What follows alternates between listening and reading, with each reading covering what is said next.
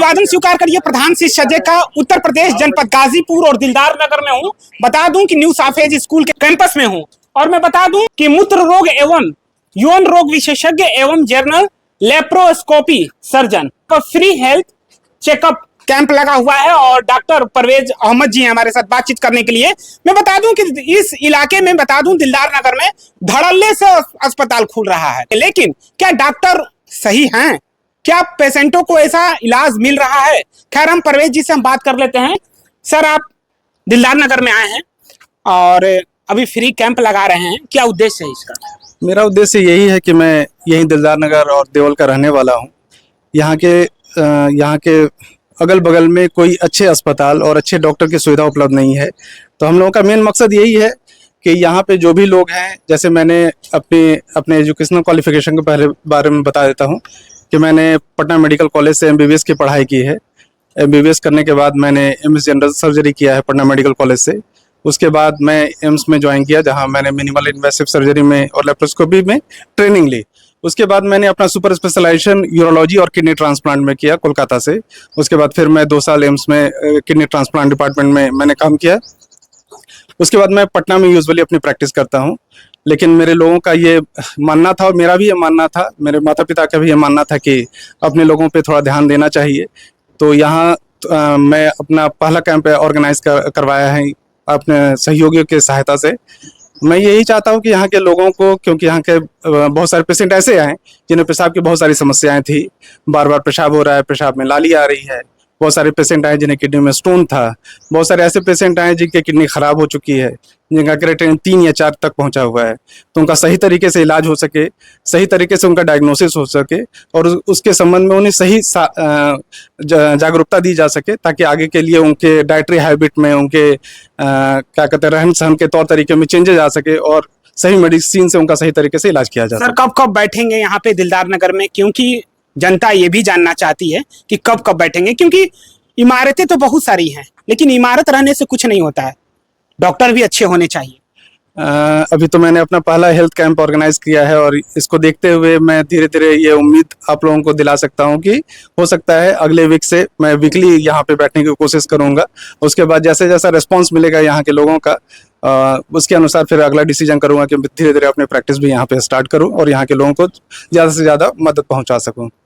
ठीक है, thank you so much sir बातचीत करने के लिए। लेकिन जिस कार्य के लिए सुनिश्चित किया गया है वो कितना ईमानदारी पूर्वक निर्वहन करेंगे? पूरे ईमानदारी से, मैं अपने पूरी ईमानदारी से इस बात का निर्वहन करने की कोशिश करूंगा और जो मैंने कमिटमेंट दिया मैं कोशिश करूंगा उसे पूरा कर सकूं। बातचीत करने के लिए thank you so much sir. क्या नाम है सर आपका? जी, अहमद हुसैन। अच्छा, अहमद हुसैन मजहर। मजहर जी, आप ही के भाई हैं बताया जा रहा है? हमारे छोटे भाई हैं।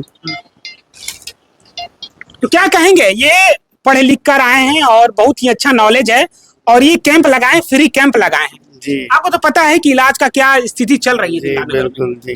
क्या कहेंगे?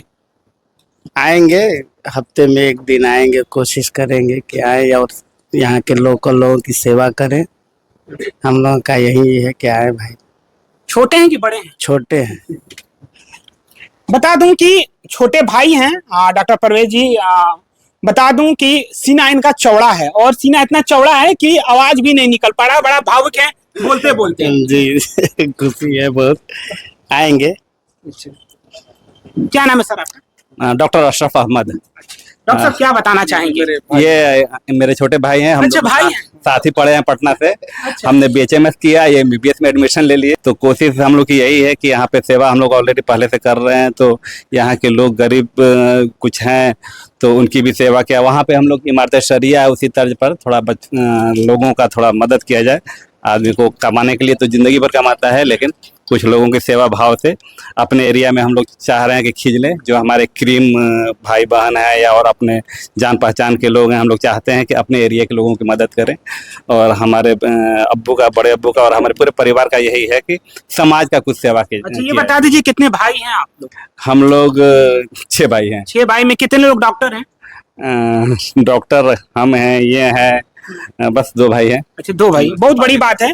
घर में एक ही डॉक्टर हो जाए तो बहुत बड़ी बात होती है। सब आप लोगों की कृपा है। मैं बता दूं हमारे साथ बातचीत करने के लिए असिस्टेंट प्रोफेसर हैं डॉक्टर विकास यादव। डॉक्टर विकास से हम बात कर लेते हैं, क्योंकि ये विकास जो है यहीं के रहने वाले हैं, लेकिन काशी हिंदू विश्वविद्यालय से शिक्षा दीक्षा इन्होंने ग्रहण किया है। लेकिन मैं इसलिए बीएचयू की चर्चा कर रहा हूं कि क्या स्थिति रहती होगी सर, इधर से पेशेंट जब जाते थे वो दौर मैं भी देखा हूं, मैं भी छात्र रहा हूं, क्या कहेंगे? ये सबसे पहले तो डॉक्टर साहब को हम बहुत बधाई देते हैं कि इन्होंने ये अपनी शिक्षा का जो मूल उद्देश्य है वो यही होता है किसी के जीवन के लिए, कि वो अपनी मिट्टी पे आए और अपने लोगों की सेवा कर सके। तो डॉक्टर साहब ने इतना बेहतर विचार चुना है, इसके लिए मैं सर्वप्रथम इनको बहुत बधाई देता हूं। और इनके जो ये भाई लोग हैं, बड़ा मतलब पारिवारिक सम्मान है इस इलाके में, तो इन्होंने बहुत अथक प्रयास किया। और हम लोगों ने भी कहा कि जो शिक्षा आपने अपने भाइयों को दिलवाई है इतनी मेहनत करके, तो उनको अपने सरजमी पे लाइए। और इधर इलाके में यूरोलॉजी के बहुत कम लोग उपलब्ध हैं, क्योंकि बीएचयू वगैरह में इतनी भीड़ होती है और इधर के पेशेंट लोग बहुत, अमूमन हम लोगों का कृषि प्रधान इलाका है तो लोग पहुंच नहीं पाते हैं। तो हम ये उम्मीद करते हैं कि डॉक्टर साहब यहाँ अपनी मिट्टी पे सेवा देंगे और हमारे इलाके में जो किसान, गरीब, दलित, मजदूर लोग हैं उनको बेहतर सुविधा मिलेगी इनके माध्यम से, और इनके उज्जवल भविष्य की हम लोग कामना करते हैं। Thank you so much sir बातचीत करने के लिए। इलाके के मानिंद लोग हैं, सोनू जी हमारे साथ पूर्व प्रधान हैं, हमेशा इलाका में बने रहते हैं, क्या कहेंगे सर? क्योंकि डॉक्टर का अभाव है कि नहीं इस इलाके में? नहीं, डॉक्टर का तो अभाव है और यहाँ पे मैक्सिमम मिडिल क्लास फैमिली रहती है। सबसे पहले मैं डॉक्टर साहब का धन्यवाद दूंगा, उन्होंने अपना कीमती समय दिया है और ये मतलब उन्होंने एक सोच पैदा किया है कि नहीं, वो इसी मिट्टी के हैं, इसी इलाके के हैं, तो वो यहाँ पे अपने सेवा भाव का, अपने अनुभव का, अपने डॉक्टर डिग्री का जिसका फ़ायदा इस पूरे एरिया को, इस पूरे क्षेत्र को मिले।